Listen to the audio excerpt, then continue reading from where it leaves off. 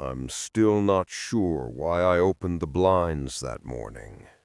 The apartment felt colder than usual, like the heat had given up sometime during the night, and when I breathed out, I could actually see it, just a faint little cloud in the dim light. My phone kept buzzing with weather alerts: historic blizzard, roads closed, stay inside. But the storm had already stopped. What was left outside looked staged. Snow piled in soft, perfect mounds. No tire tracks, no footprints. Just a white, untouched world that shouldn't have belonged to this town. I stood there, rubbing my arms, trying to wake myself up, when I noticed movement near the end of the street. At first it looked like a trick of the light, shadows slipping over the snow. But then the shapes started to separate, grow sharper.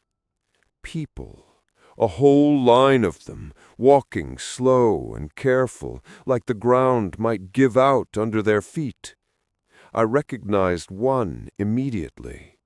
Mr. Heron, my sixth-grade math teacher. Gray coat, same wool cap he always wore, big, gentle smile. Only thing is, he died 10 years ago. Heart attack during a school assembly. I remember the announcements, the candlelight thing they did on the football field, all of it. But there he was, bare hands, no gloves, walking like the cold didn't even touch him.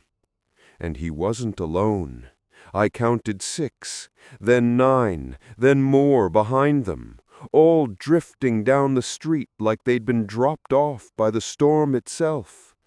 They looked peaceful, too peaceful. Every one of them wearing that same soft, fixed smile.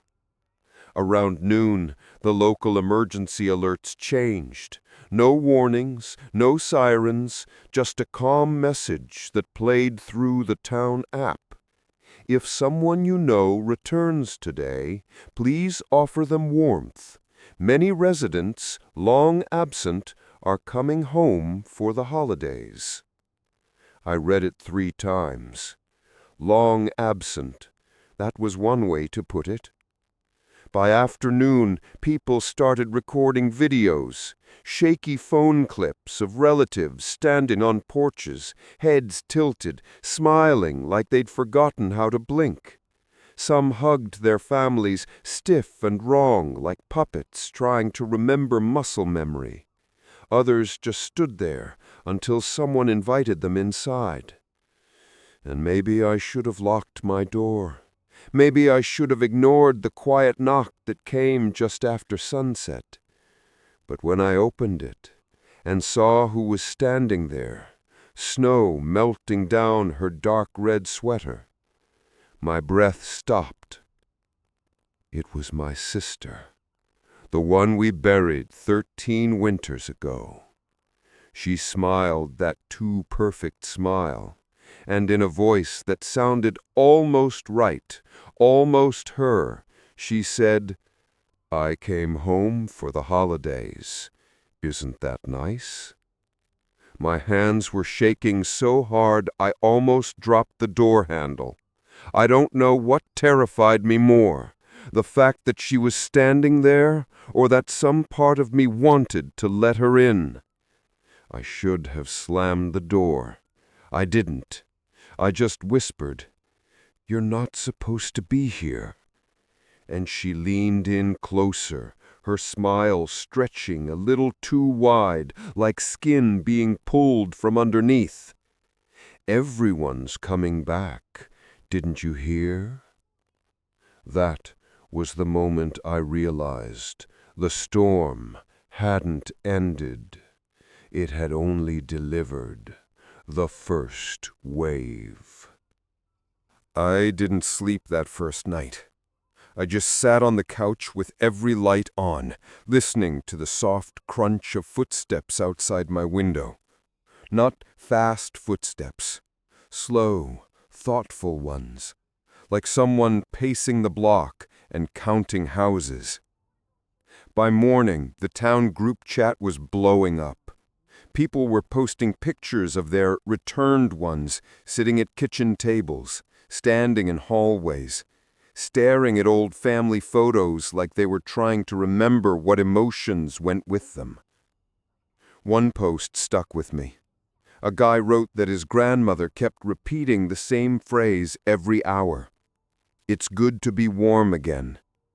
Only she said it with the exact same tone each time, like pressing a button on a toy. When I finally stepped outside, the air felt too still.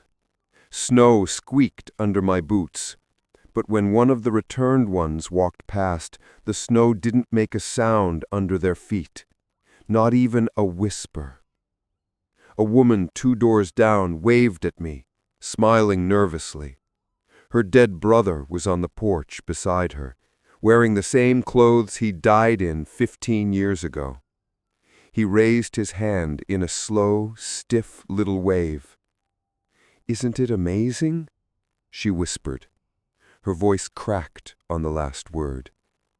I nodded, because what else do you do? My sister was waiting for me when I got back inside, just sitting at the kitchen table, her hands folded in her lap, staring at the wall. She didn't move until I spoke her name, and when she turned her head, it was too smooth, like her neck didn't have bones anymore. "I'm so happy to be home," she said. Same tone, same smile, like she was practicing it. That's when I noticed something on her sweater. Not snow, not dirt. Thin white strands, like the threads of a spider web, but thicker, almost like roots. When she saw me looking, her smile stretched just a little too far. "Everyone's coming back," she said softly, "and soon everyone will be together again."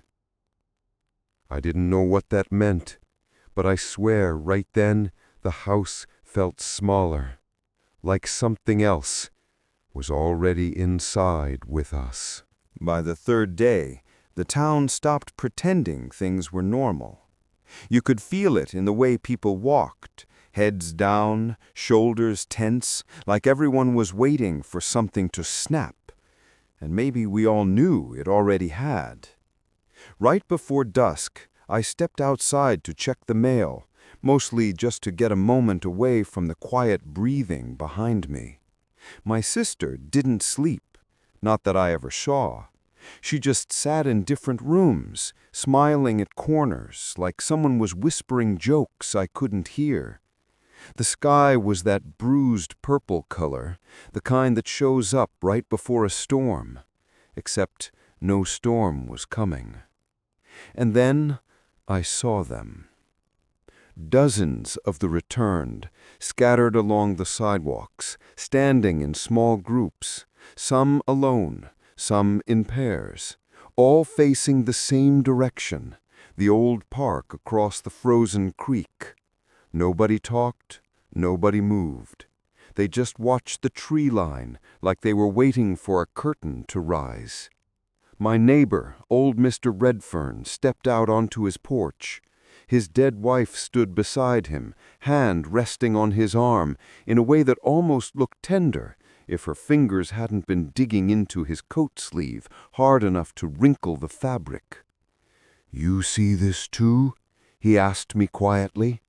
Before I could answer, his wife turned her head, fast, too fast, her face aimed directly at me, smile sharp and stretched, like she'd heard something only I wasn't supposed to say. I stepped back without meaning to. Mr. Redfern swallowed hard. "She ain't blinked once," he whispered. "Not once in 2 days." Across the street, a little girl was standing beside her returned father, tugging on his sleeve, asking if he wanted to go inside. He didn't react. He didn't even look at her. He kept staring at the park like it was calling to him. And then, just as the sun dipped below the rooftops, every one of them, and I mean every single one, lifted their heads at the exact same angle, like string-pulled puppets, like they heard something we didn't. A low hum rolled through the air, not loud, not even clear, more like pressure, like the air thickened for a second. The returned all took one synchronized step toward the park, and then they stopped, frozen, waiting. I backed into my house so fast I nearly tripped over the doormat. My sister was standing in the hallway watching me come in. Her smile hadn't changed, but her pupils had grown huge, swallowing almost all the color of her eyes. "Soon," she whispered, as if answering a question I hadn't asked. "They're learning where everyone belongs." That night, I didn't sleep, not because of the footsteps outside, but because every now and then I'd hear that low hum again, and each time my sister's smile would grow. By the fourth morning, the whole neighborhood felt wrong. Not dangerous, exactly, more like standing in a room where someone is hiding behind the door, holding their breath, waiting for you to notice. I woke up to a sound I couldn't place at first, a soft, rhythmic tapping coming from inside the walls. Not mice, not pipes, something heavier, deliberate, like someone knocking gently with their knuckles from the other side of the drywall. My sister was in the living room, sitting perfectly still on the couch, hands folded, head tilted, watching the wall like it was playing a movie only she could see. "You hear it too," I whispered. She smiled wider. "They're practicing." I didn't ask what that meant. Down the street, a woman screamed, not the "I saw a spider" kind, but sharp, panicked, real. I ran outside just in time to see two deputies pushing through her front door, while her returned husband stood in the yard smiling at nothing in particular. Her voice echoed out into the cold. "He took my baby! He took her! She's gone! She's gone!" But the husband didn't move, didn't react, didn't blink, just smiled at the snow like he didn't understand the words. A deputy tried to question him, asking where the child was. The husband turned slowly, too slowly, until his face lined up with the deputy's. His smile stretched, trembling at the edges like it was being held up from underneath. "She's gone where she belongs," he said, but the voice wasn't his. It was too deep, too hollow, echoing like it came through a tunnel. The deputy stepped back, hand on his gun. The husband's head twitched, then crooked to the side at a sick angle before snapping back upright. I went home shaking. Inside, my sister hadn't moved from the couch. The tapping in the walls got louder, closer, like something was crawling between the studs, dragging fingers across insulation and beams. I backed toward the kitchen, trying to stay calm, trying not to look scared. My sister's smile didn't change, but her eyes followed me, pupils huge and still too dark. Then she said it, soft, almost kindly. "You should stay inside tonight. They get confused when it's dark." "Who's they?" I whispered. She blinked once, her first blink in days, slow, thoughtful. "The ones who want your house back." I didn't know what to say. I didn't know what she meant. But as the tapping moved along the wall and down toward the basement door, one thought froze me in place. Something else came home during the storm, and it wasn't just the dead. That night the tapping didn't stop, and for the first time, I heard something tap back. By the fifth day, the town felt split in half, those pretending everything was fine, and those who knew we were way past pretending. I fell into the second group. That morning, the power flickered again, and for a second, the lights dimmed enough that I saw my own breath indoors. The heater was running, but the air felt colder, heavier, like it had weight to it. My sister was in the kitchen, facing the window. Not looking out, just facing it, like she was waiting for something to appear in the glass. "Do you hear them?" she asked, without turning. I didn't, not at first. But when I stood beside her, the floor vibrated, just slightly, like a truck was passing far underground. Except there were no trucks. The roads were still buried, untouched, thick with snow. Then the sound came again, a slow, dragging movement beneath the house, not footsteps, more like something pulling itself forward with long, heavy strokes. My stomach flipped hard. I backed away from the window. She didn't. "They're looking for the way in," she murmured. "Storms make the walls thin." Before I could ask what that meant, my phone buzzed. A text from Nate, one of the few friends still in town.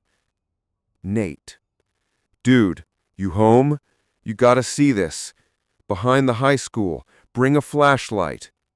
Against every instinct I had left, I went. I needed answers, or at least someone who still felt human. The snow behind the school was wrong, flattened in a huge circle, like something had been spinning there. The ground was split open in places where the snow had melted into perfect round patches, as if heat had pooled there from below. Nate stood beside one of the holes, pale and shaking.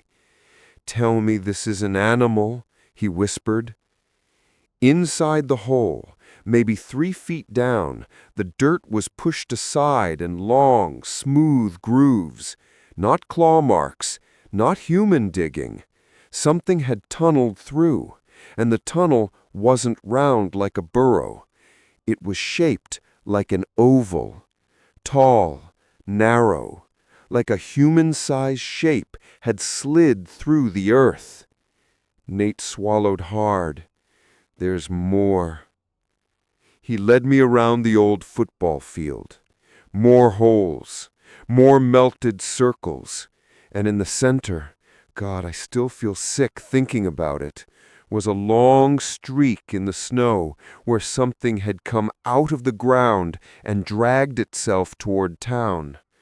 Nate pulled out a printed weather report, tremor readings from the night of the storm, all full of sharp temperature spikes and something else, vibration signatures that didn't match wind or thunder.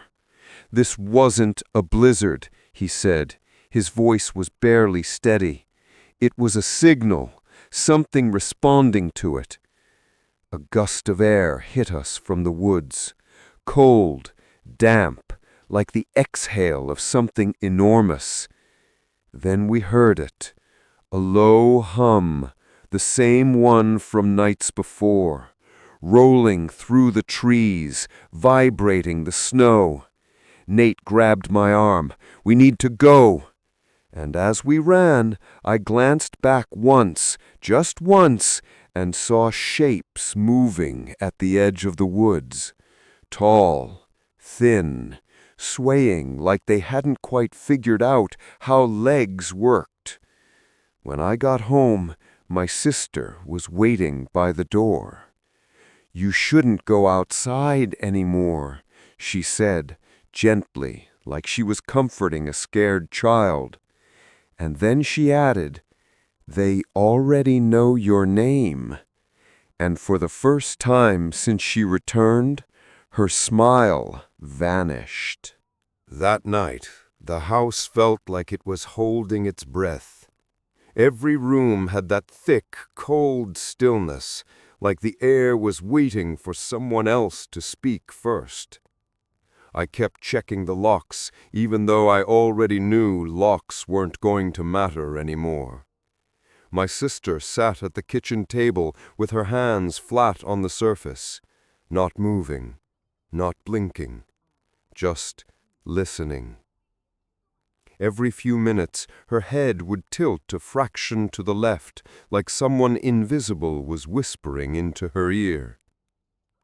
"They're getting better," she said suddenly. My heart thudded. "Better at what?" "Us," she answered. That was it. No explanation, no tone, just the word "us," floating in the cold kitchen like it didn't belong there.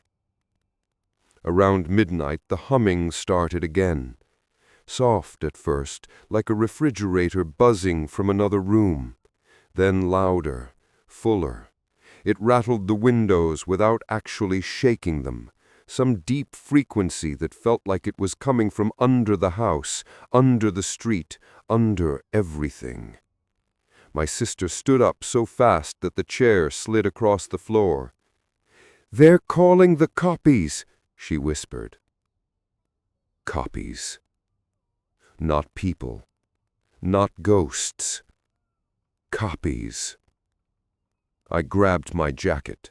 I didn't know where I was going. I just knew I needed to get out of the house before she changed even more. But when I reached for the doorknob, her hand closed around my wrist. Her fingers were ice cold, stiff as metal rods under skin. "You shouldn't run," she said softly. "They remember a lot now.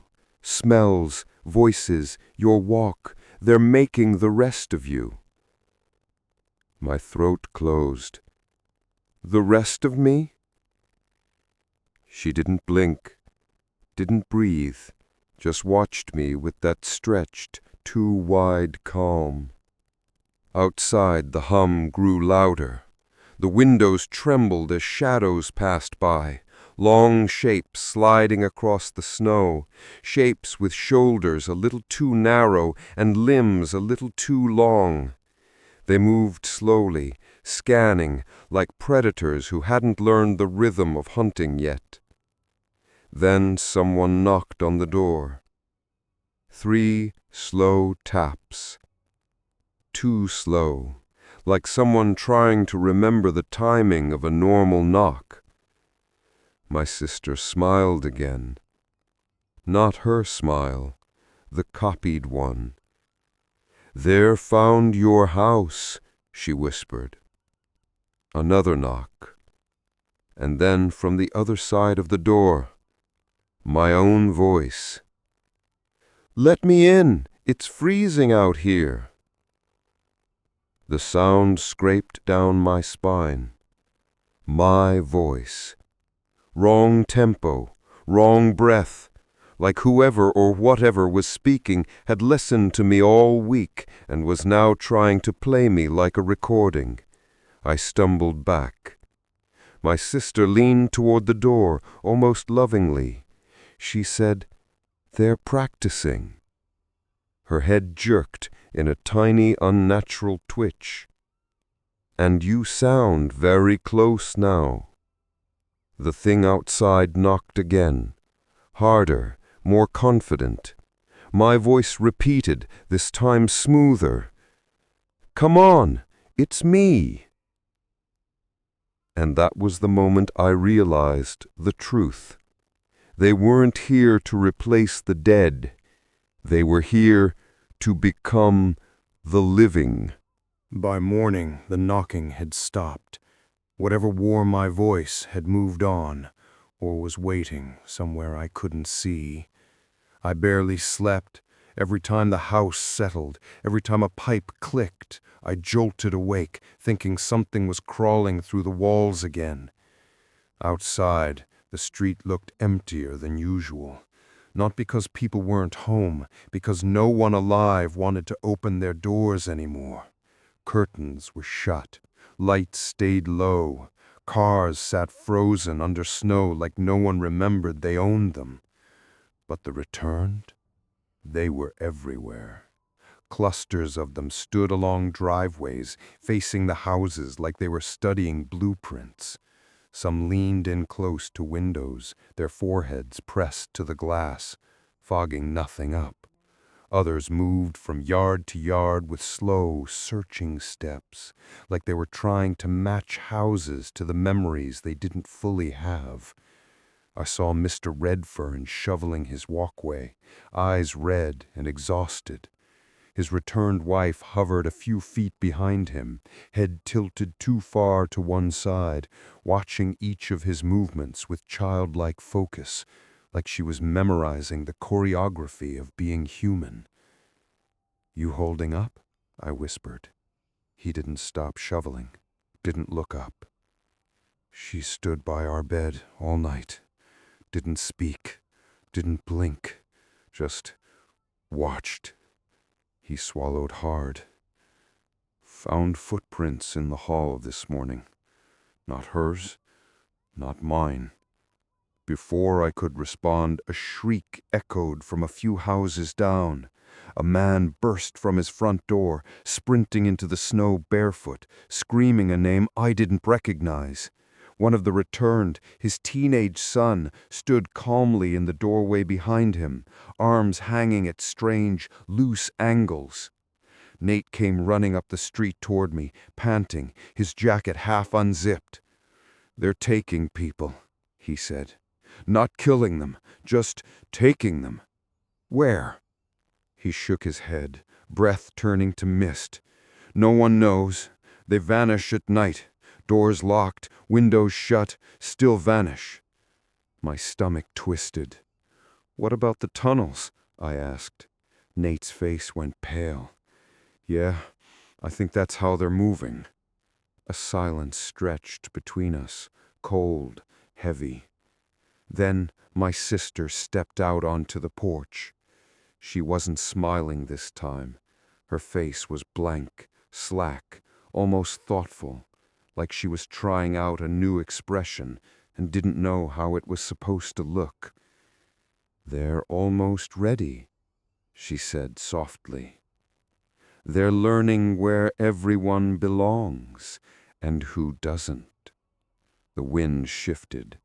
A smell drifted through the street, cold earth, damp and heavy, like freshly opened graves. Nate grabbed my arm, voice shaking. "They're mapping us," he whispered. "This whole town, house by house." My sister finally blinked, slow, deliberate. Then her lips curled into a tiny, practiced smile. "And tonight," she said, "they'll fill in the missing pieces." That evening, the sky turned a strange, flat gray, like someone had painted over it with primer. No clouds, no movement, just a heavy, colorless sheet hanging above the rooftops. Even the wind felt wrong. Actually, it wasn't wind. There was no wind. The air was perfectly still, dead still, like the whole world was holding its breath. Around 7, the snow started falling again, but not like snow usually falls. It didn't drift or swirl. It just dropped straight down in perfect lines, like static on an old TV screen. I stepped onto the porch, and every hair on my arms rose at once. The street was full of returned, dozens of them, standing shoulder to shoulder, all facing the same direction. The open field behind the houses. None of them moved. None of them looked at me. They just waited. Nate texted me. "Nate, Get inside. Lock everything. Something's happening." I didn't even need the warning. The air felt thick enough to chew. My sister appeared in the doorway behind me. She wasn't smiling now. Her face was stretched tight, almost strained, like she was holding something back. "They're coming through," she whispered. "Who?" She shook her head slightly, as if correcting me.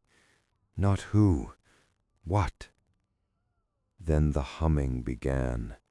Not soft this time, not distant.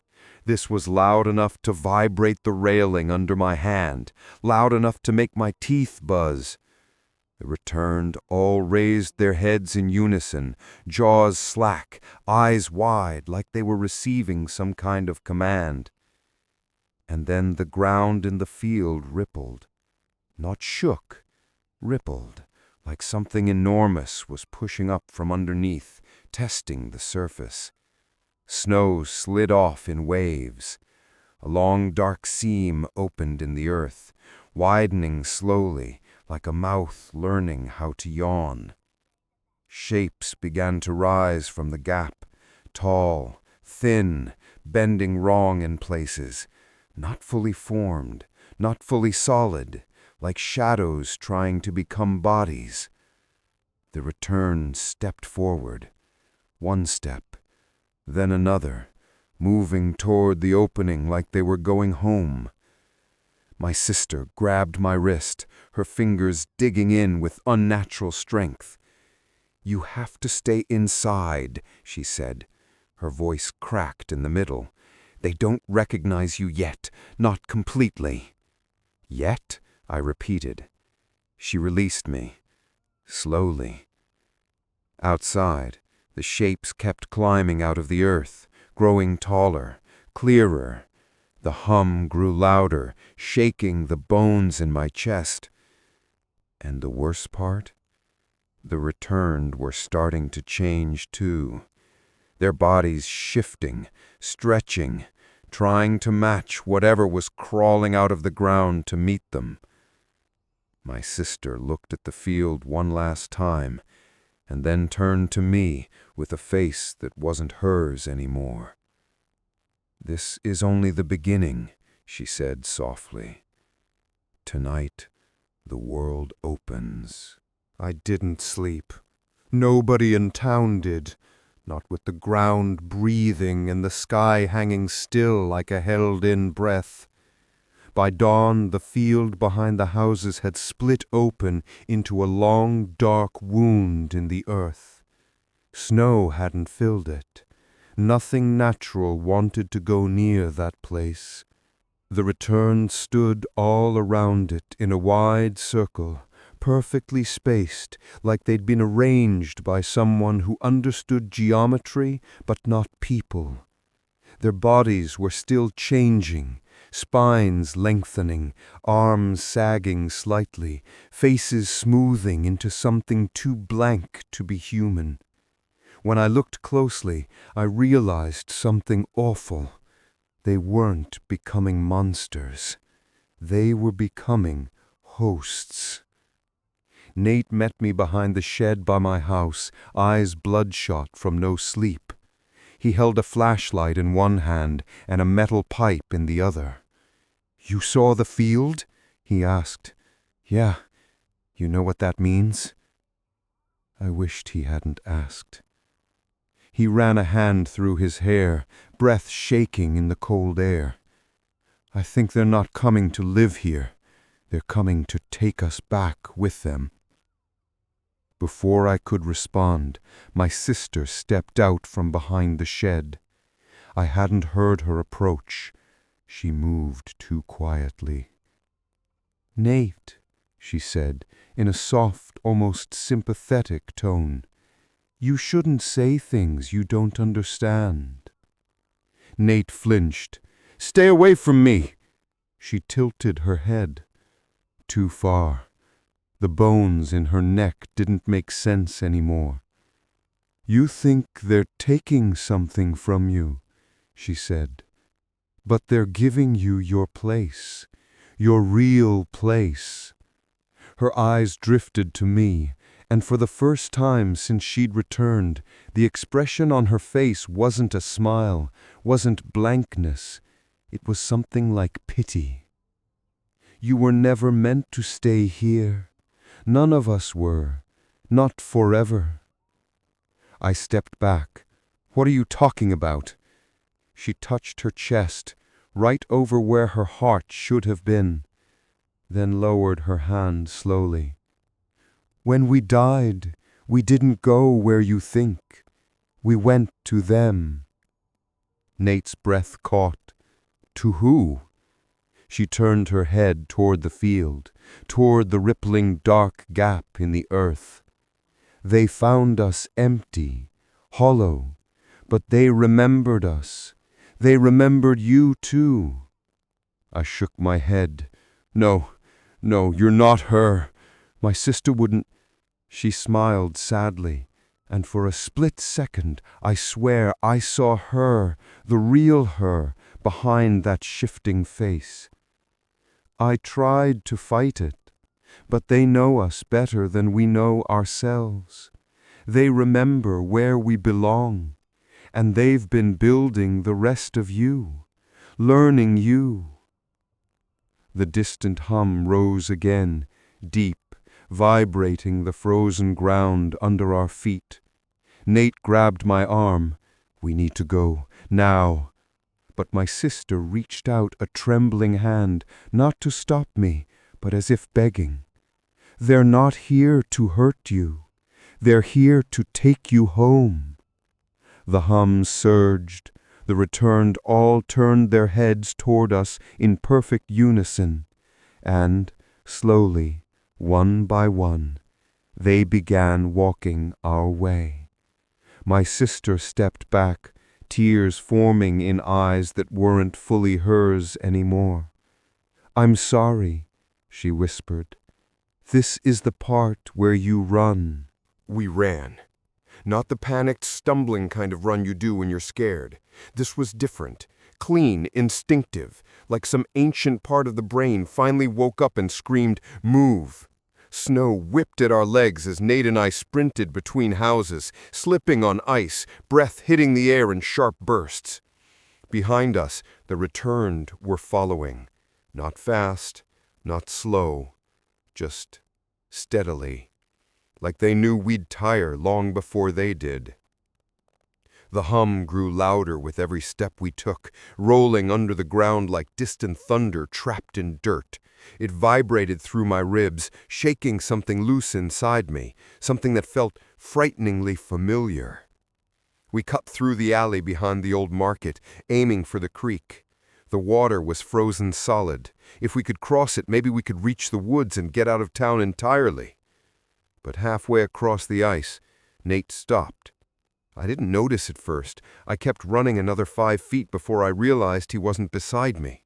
When I turned back, he was standing dead center on the creek, flashlight trembling in his hand. "Nate, move!" I yelled. He didn't. He couldn't. The ice beneath him was cracking, thin lines radiating outward in a perfect circle. Not like natural fractures, more like something underneath was pushing upward, tracing the outline of a shape. A tall shape. "Run," Nate said quietly. "Get out." "Nate!" He looked at me with a strange calm, eyes wide and shining in the dim light. I think they're calling me." The ice bulged, a dark hand too long, too jointed, pressed up against the underside, fingers bending like wet branches. "Nate!" He didn't try to run.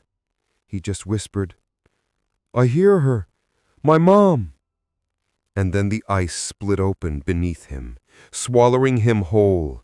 No splash, no scream, just a soft gulp, like the creek itself breathed him in. I stumbled back to the snowbank, shaking so hard I could barely stand. The hum shifted pitch, deeper, almost satisfied. And then I heard my sister's voice behind me. "You can't outrun home," she said. I spun around. She stood at the edge of the creek, her shape flickering slightly under the streetlight like the air around her forgot how to hold her together. The other returned, gathered behind her in a wide circle, all watching me with those blank, patient eyes, waiting. "Why me? Why any of us?" She smiled, not that stretched, wrong version, but something softer, almost human. "Because you're unfinished, all of you. You were always meant to come back. The storm wasn't an accident, it was a door." The hum swelled again, and the snow began falling in those perfect straight lines, each flake dropping like it was being pulled by strings. Behind the houses, the field glowed faintly. The gap in the earth pulsed like a heartbeat. My sister held out her hand. "Come home," she whispered. "You're the last one missing." And I don't know why, but for a moment, just a moment, I felt it. A pull, a warmth, a strange sense of belonging humming in my bones.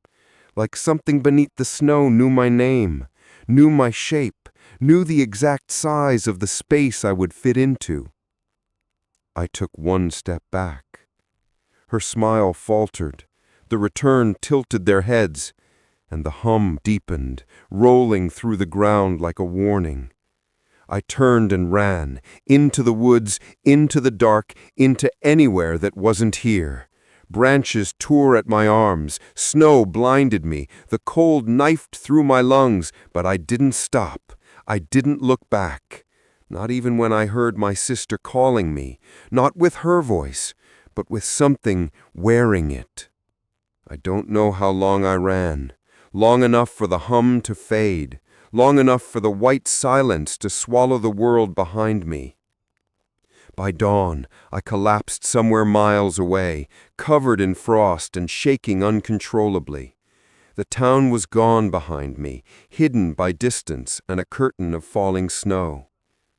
I'm writing this now from a stranger's cabin, hands still numb, heartbeat still wrong. I don't know if anyone else made it out. But I know one thing. The storm wasn't a beginning. It wasn't an accident. It was an invitation. And someday, another storm will come.